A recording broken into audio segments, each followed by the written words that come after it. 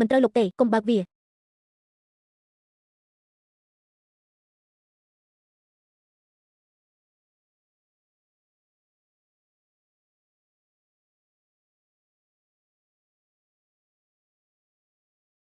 ត្រីដ៏ស្រស់ស្អាតឲ្យខ្ញុំត្រូវតែនិយាយថានេះជាការយល់ច្រឡំតើអ្នកជឿវាទេហ៊ានម្លេះអ្នកណាហ៊ានប្រមាថព្រះមហាក្សត្រ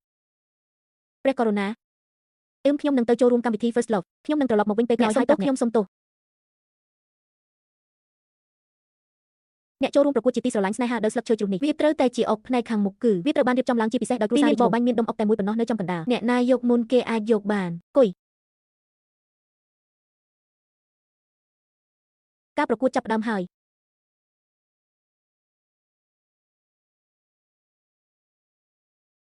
តើបុរសម្នាក់នេះពិតជាមានគម្រោងតើយើងរត់មុនគេទេខ្ញុំបាននិយាយថានេះគ្មានអ្វីក្រៅពីរបៀបដែលគាត់ត្រូវបានចងភ្ជាប់ការប្រកួតនេះខ្ញុំជាស្ដេចខ្ញុំត្រូវបានកំណត់ឲ្យឈ្នះ